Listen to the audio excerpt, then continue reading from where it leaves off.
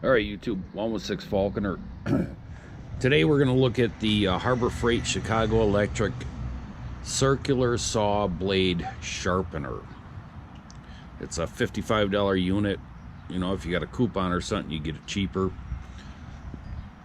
But before we go into that, because I've seen a lot of negative reviews on this thing, I've done 5 blades so far, and I got to tell you, it's not bad. It's not a bad rig.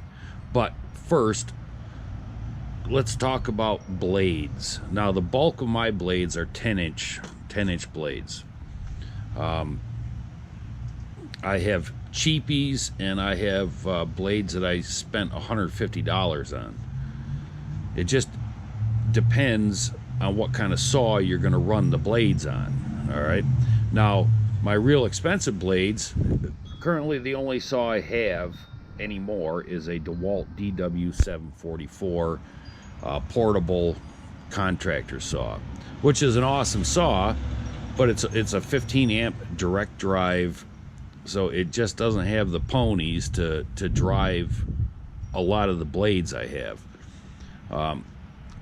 So if you're trying to sharpen blades on this thing, and number one, you take like this ultra thin kerf Hitachi blade. This came on my 10-inch Hitachi miter saw that I got back in the 90s.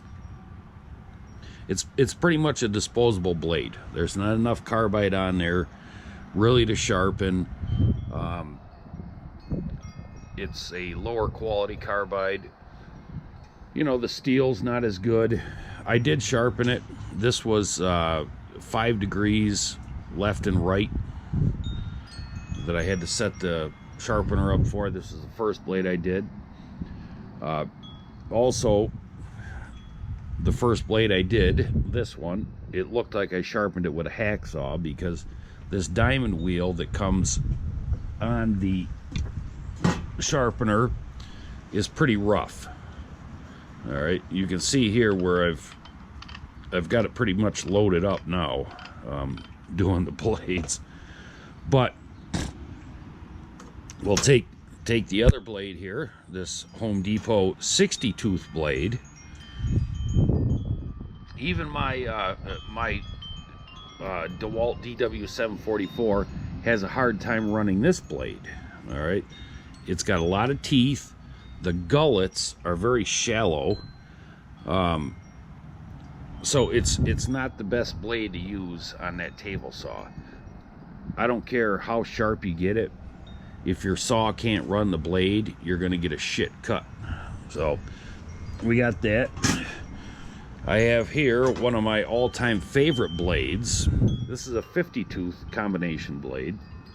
Can't even remember the manufacturer, but I've had this thing for like ever. I used to run this. I had a DeWalt, or not a DeWalt, a Delta Unisaw, cabinet saw. It was a 5-horse, 3-belt drive. The trunnion was 150 pounds on it. And this blade was like butter. But my DeWalt, well, if you're ripping wood, forget about it. This is too much blade. It's too heavy. The gullets, again, very shallow. Now, I can use this blade, like if I'm doing crown molding or cutting circles out of wood. It does good because there's like no flex at all in this blade. This blade is twice as heavy as any of these other blades I have. I mean, it's a stout blade. And the carbide, I mean, there's a ton of it on there. So awesome blade, but for ripping on the DeWalt, even sharpened, it does a crap job. The best blade I've found for that DeWalt is this 40 tooth. You see the gullets are deeper. All right, it cleans itself out. It's not as heavy, but yet it does pretty much anything I want it to do on that DeWalt saw. So before you go complaining about the sharpener, make sure you have a blade that actually works in your saw. You know, you got to pick your poison. You got to find what works, what doesn't. The ultra thin kerfs, they're not going to work unless you have stabilizers on them. A blade too heavy, gullets too shallow, this and that, it'll just load the saw up. Well, that blade there, I also had a Jet Contractor Series saw, single belt drive, 3-horse, and it ran that really good too. But the cabinet saw, the unisaw, I mean, that was a freaking awesome blade. So what I'm going to do, I've already sharpened this blade once, but I'm going to show you how easy it is to sharpen on here. Then we'll throw it on the DeWalt DW744, take it for a rip. But quickly about this sharpener, it comes all assembled. Well, pretty much. You got to put this plastic handle on here. What you got to watch out for as you're using the unit is nuts loosening up, like this one right here. No matter how many times I tighten it, that nut just keeps loosening. A couple days ago I was using it, the motor was just wobbling in there, and what that was underneath here you have this 10mm nut that tightens down this piece of metal, which keeps the unit from moving. That had loosened up. I mean, it was almost off of there. So I tightened that up. That seems to have stayed pretty good. But you got to go over it, make sure everything's tightened up. Comes with the blade guard on there, and your diamond wheel installed. It does come with an emery wheel too for steel blades, but I don't have any steel blades, so I'm not even going to worry about that. The tools that come with it, absolutely garbage.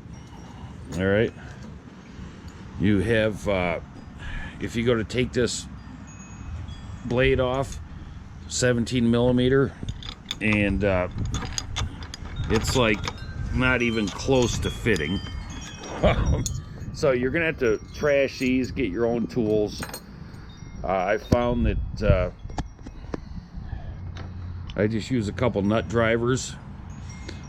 The other thing, the only thing I use on here is this stop collet, and you're supposed to use your 8mm wrench for that, but this bolt on there is not 8mm. The head isn't. It's 7mm. All right. So if you want, you can use the wrenches that come with it to try to smooth out your wheel a little bit before you go throwing a good blade on there, if you don't have any sacrificial blades. I'll show you here. You just fire it up.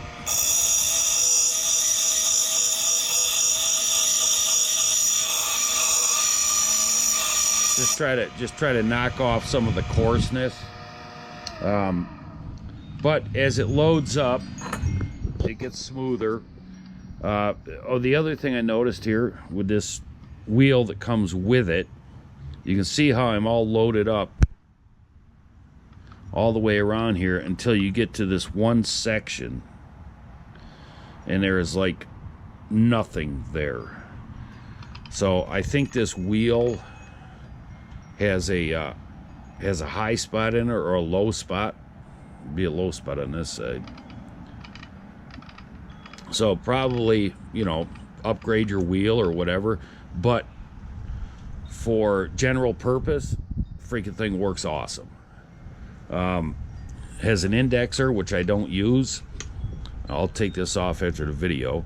It's actually more of a pain in the butt, because what happens is you throw a blade on there, you'll find some of the teeth aren't the same as the others.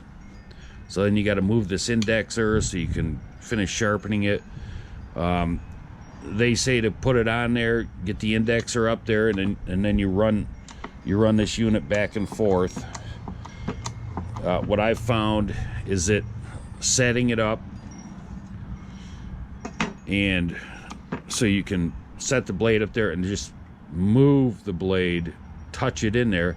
Then you can find out for sure if you need to angle the machine left or right.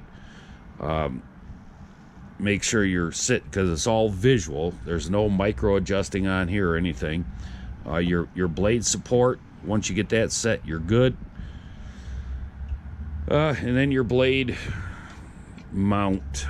It'll do 5/8 to 1 inch arbor, I believe. I think that's the biggest. And I think it said it'll do up to like a 15-inch blade. I can't remember. But I have blades from 4-inch up to 12-inch.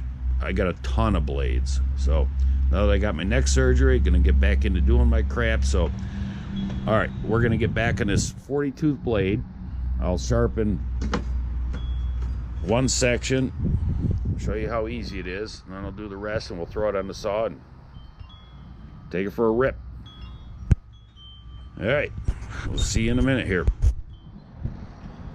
Okay, so hopefully you're gonna be able to see what I'm doing here.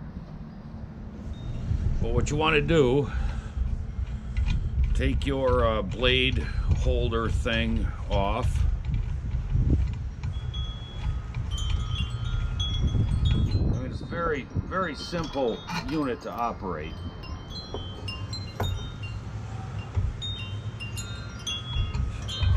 Get your blade on there.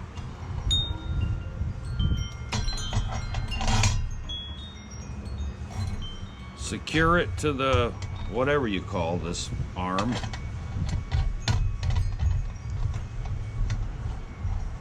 And you tighten this all the way down. You can still move the blade. Then the rest is just visual. You have to move the blade. We want to get it up, so I'm gonna have to move that. Well, no, I'm not gonna have to move the collet. I'll just move this arm, loosen this up. You can get the blade up.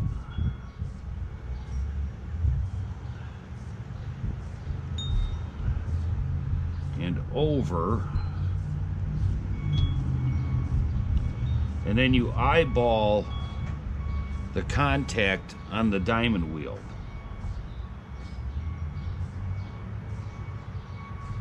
So what you want you want the blade to cut the carbide, but not the steel and the gullet.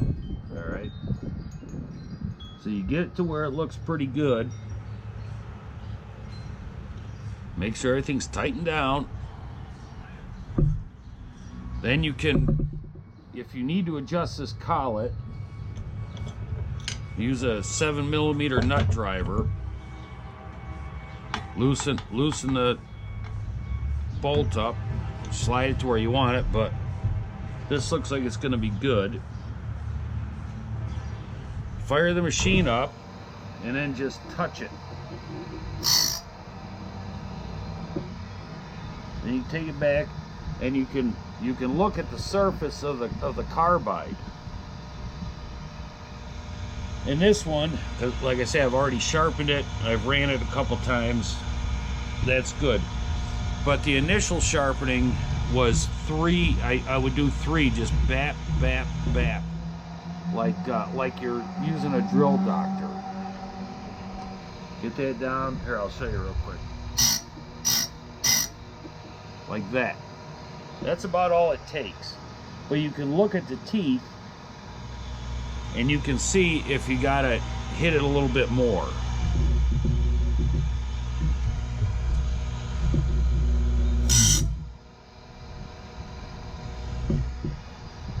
Yep, this one's gonna be quick and easy because it's already been done. I mean, they do have some spooge on there, but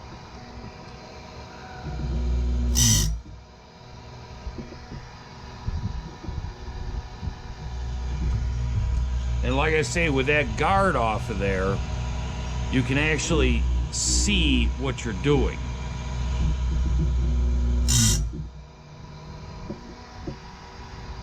And you'll also be able to see, like I say, with that one quick first hit, you know, if you have to make further adjustments if you got to tilt the machine at all, left or right, or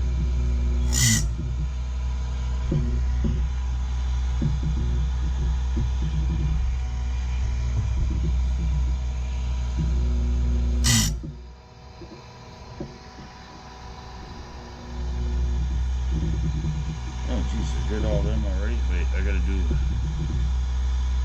first one right there.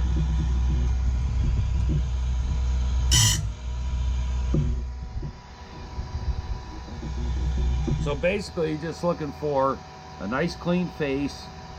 You know, if there's any chips, try to work them out, but you want to take as little off as possible. All right, I'm gonna finish doing this and we'll hook it up to the saw, and I'll be back. Okay, so we're back. The blade's all sharpened up. It took all of like 2 minutes to just hit this and reface it, but I want to show you something real quick here. If you have blades that you got to clean off, you want to wire brush them down or something, and take a piece of wood, get yourself one of these neodymium cup magnets. Now this one's a 250-pound pull. I use this for magnet fishing. It's a little much for this, but watch. Put that sumbitch on there, and you can clamp your wood down and freaking wire brush away, man. This thing ain't going nowhere. Clean it all up, then flip it over, do the other side. So that's just a quick pro tip. So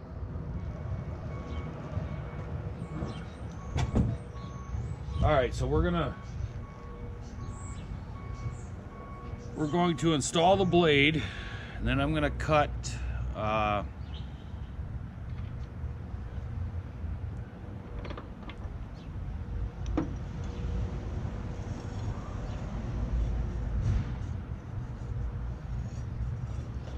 gotta see if my dog ran away.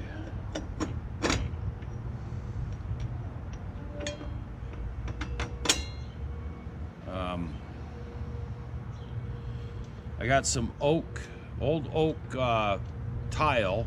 It's oak plywood. Trudy, I can't whistle. Shit. Trudy. Jesus, what? I'm not gonna be able to get this freaking nut on there now?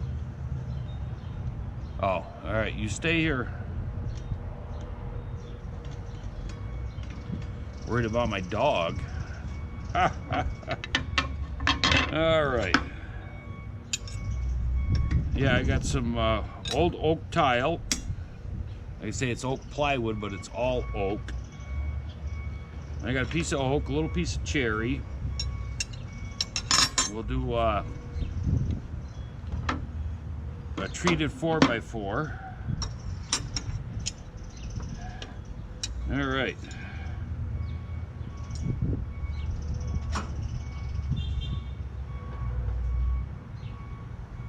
So the first thing I'll do is this oak tile. I'm going to do it so the surface is cross grain. That should be good there. Trudy, you stay over here. Let's see what kind of cut we get out of this. Another issue that people have, even if you have a sharp blade, if your saw is not tuned up, you're going to get a crap cut. Mostly your fence alignment. This one's pretty good. I gotta retouch it up here.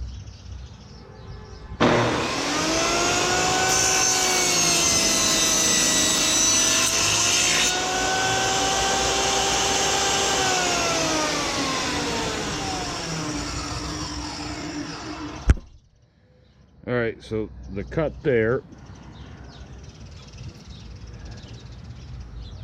you see it's a pretty nice cut. Now let's try some solid wood.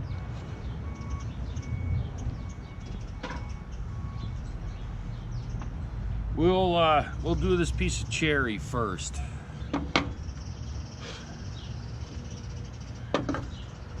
There isn't a square side on this because we cut it up with a chainsaw, but whatever.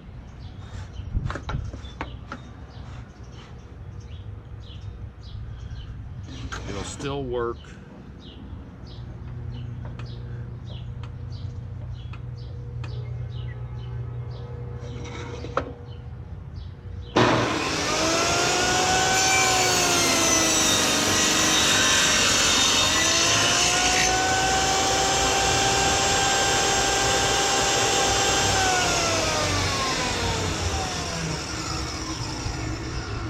That was like freaking butter, man. I mean, and that's a freaking glue joint right there. Of course, that's cross grain. All right, now we'll do a rip cut on this piece of oak here. See how that turns out.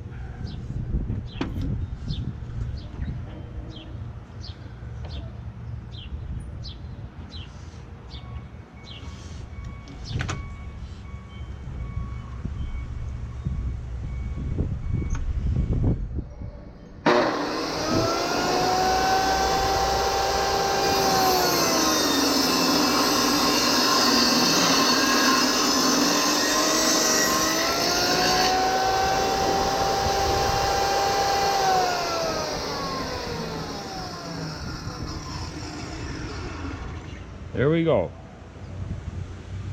Freaking awesome. That right there is another glue joint. All right, let's hit this 4x4, and then I think you'll get the gist of it.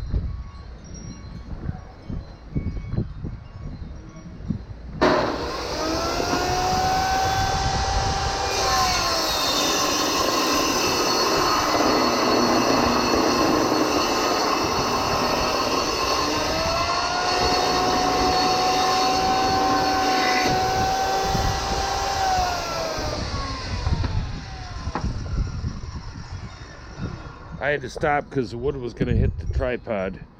But there you go, man. You got to have the right blade for your saw. You can't put too much of a blade on there or too little. So once you learn your saw, I mean, I don't care if you got a Ryobi tabletop or a big Powermatic cabinet saw. Pick your blades, man. Pick your poison. All right, that's it. See ya, bitches.